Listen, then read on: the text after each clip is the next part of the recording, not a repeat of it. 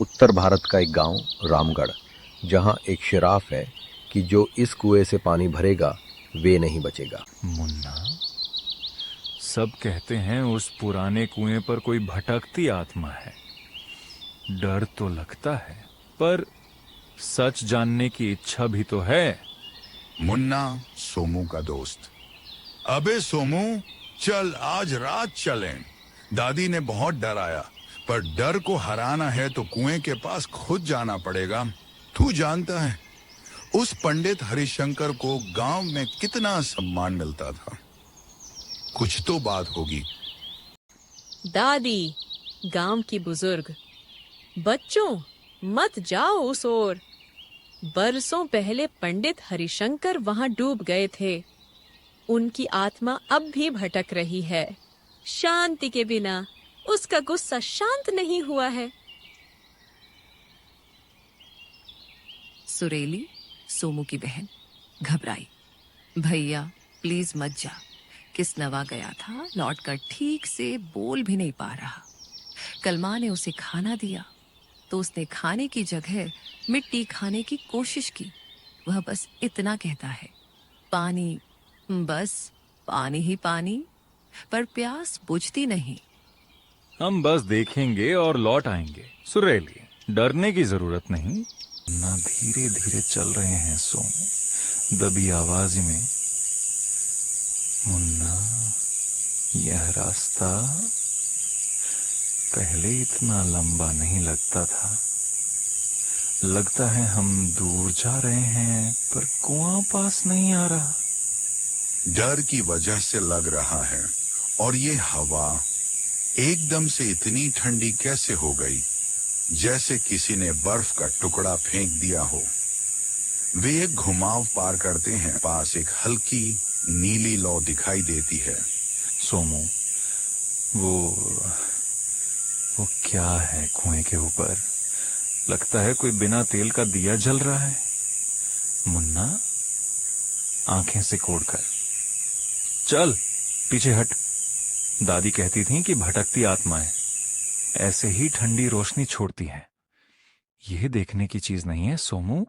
वे दोनों कुछ देर वहीं जम जाते हैं।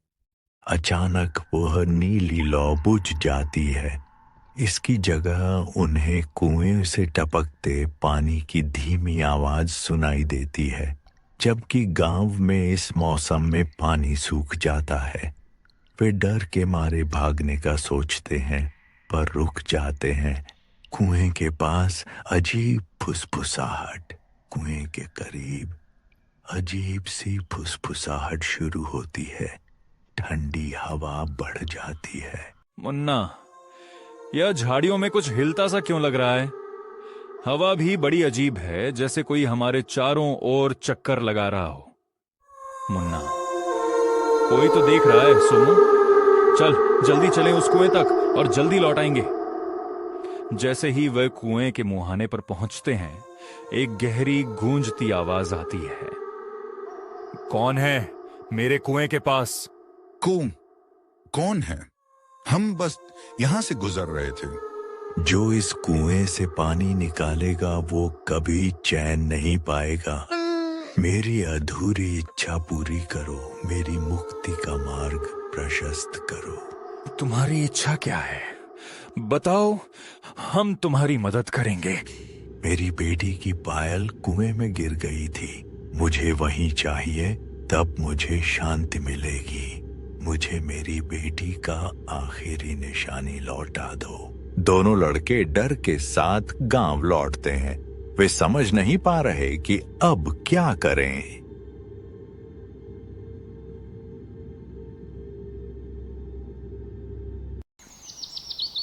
दादी गुस्से और दुख में, मैंने कहा था उस कुएं के बारे में मत सोचो, वो श्रापित है। अब उस आत्मा ने बच्चों से बात की है। ये गांव के लिए खतरा है। सोमू, हिम्मत करके। दादी, तुम्हें कुछ दिन पहले खेत में पुरानी चांदी की पायल मिली थी ना? याद करो, वो खेतों की मेड़ पर थी, कुएं के पास। वो उसी आत्मा की हो सकती है। दादी, हो सकता है, पायल बहुत पुरानी थी। उस पर पंडित जी के नाम का एक छोटा सा निशान भी था। तांत्रिक बाबा ही सही सलाह देंगे।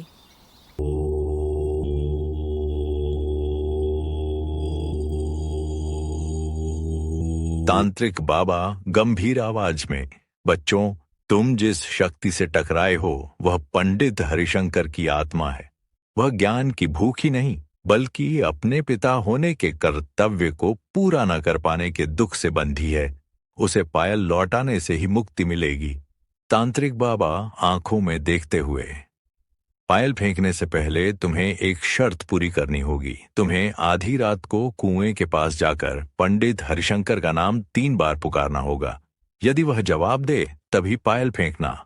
अगर पायल फेंकने से पहले कुएं से कोई चीज बाहर निकल आए, जैसे सूखी टहनी या पत्थर, तो तुम सब बिना पलटे भाग जाना।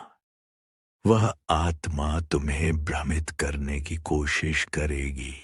हम तैयार हैं बाबा। हम डर को हराएंगे और गांव को इस भयानक कहानी से मुक्त करेंगे। तांत्रिक बाबा कुएं के पास पहुंचते हैं। तांत्रिक बाबा सुरक्षा के लिए मंत्र पढ़ते हैं। तांत्रिक बाबा, ओम काली कालुपय नमः सोमू, अब तुम आगे बढ़ो। पंडित हरिशंकर, पंडित हरिशंकर, पंडित हरिशंकर। कुएं के अंदर से एक ठंडी हवा का झोंका आता है। फिर वही गूंजती आवाज सुनाई देती है। मैं यहाँ हूँ, मुझे शांति चाहिए। सोमू दादी से पायल लेकर कुएं में फेंकता है। जैसे ही पायल पानी को छूती है, एक तेज सफेद रोशनी कुएं से निकलती है जो कुछ पलों के लिए पूरे इलाके को जगमगा देती है। फिर एक भावुक और शांत आवाज आती है, छलावा, शांत, भावुक। तुम सबका धन्यवाद। तुम बच्चों ने एक पिता को उसके कर्तव्य से मुक्त किया। अब मुझे शांति मिल गई। मेरी बेटी को मेरा आशीर्वाद। सफेद रोशनी धीरे धीरे बुझ जाती है। कुएं से आने वाली ठंडी हवा और फुसफुसाहट पूरी तरह बंद हो जाती है। अब केवल रात का सामान्य सन्नाटा है। अगले दिन सुबह गांव में खुशी का माहौल है। बच्चे फिर खेलने लगते हैं। अगर आपको ये वीडियो अच्छी लगी हो तो वीडियो को लाइक करें, शेयर करें और कमेंट करें और चैनल को सब्सक्राइब करें। आपका धन्यवाद।